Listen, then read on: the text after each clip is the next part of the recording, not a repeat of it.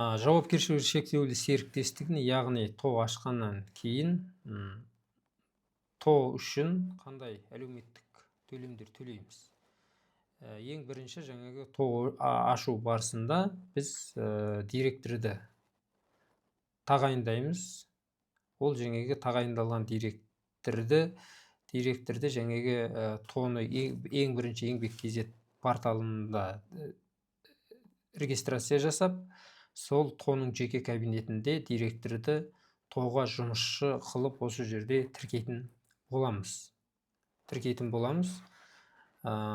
ТОның жұмысшысына әлеуметтік төлемдер төленеді. Содан кейін ай сайын әлеуметтік төлемдер төленеді. Бұл әлеуметтік төлемдердің мөлшері жаңағы сіздің директорге тағайындаған зарплатаңызға байланысты болады. Егер сіз минималды ең төменгі жалақыны белгілейтін болсаңыз, 85 мың теңге төңірегінде осы бойынша әлеуметтік төлемдер төлейсіз. Жалпы бұдан да жоғары жаңағы зарплата тағайындауға болады.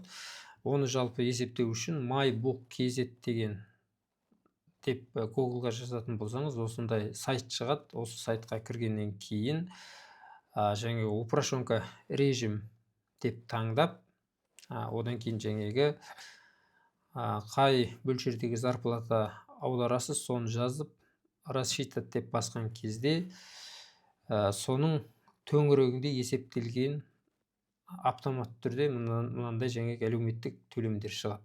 Осы төлемдерді сіз ай сайын жаңағы төлеп отырасыз. 85 мың теңге төңірегінде алып көретін болсақ, жаңағы осы төлемдерді төлейсіз. Одан кейін жаңағы сіз директордың шотына зарплата аударып жатқан кезде 85 мың теңге аудармайсыз.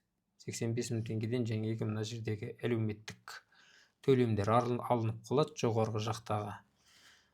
Тек қана қолына 74 мың 602 теңге барып шотына түсетін болады. Астындағы жаңағы зачет жұмыс беруші тарапынан деген бұл жердегі әлеуметтік төлемді жеке бөлек төлейтін боласыз. Бұл жаңағы 85 мың теңгеден алынбайды, 85 мың теңгенің үстіне қосылып төленетін болады. Енді сонымен қатар жалпы енді ТО ешқандай бір артық басқа әлеуметтік төлемдер төлемейді, тек қана жұмысшысына төлейді. Енді басты бір назар аударатын зат, ТОда табыс болса да, болмаса да сіз міндетті түрде жаңағы осы әлеуметтік төлемдерді төлеп отыру керексіз. Яғни директорге әлеуметтік төлемдерді төлеп аударып отыру керексіз.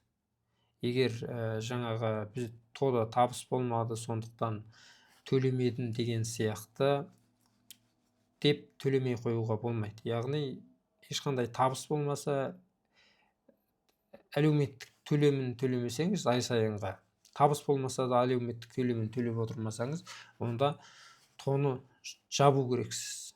Яғни ТОны жабу керексіз. Енді жаңағы 85 мың теңге төңірегінде мында есептеліп тұр. Есептеліп тұр қазір. Енді сіз бұдан да жоғарырақ өзіңізге айлық тағайындағыңыз келетін болса, мысалы 200 мың теңге деп жазып көретін болсақ, бұл жерде жаңағы калькулятор өзгертеді, пенсионкаға 20 мың теңге деген сияқты әлеуметтік төлемдер осылай өсіп отырады. Оны енді сізге қалай қанша сумадан жібересіз, оны өзіңіз білесіз.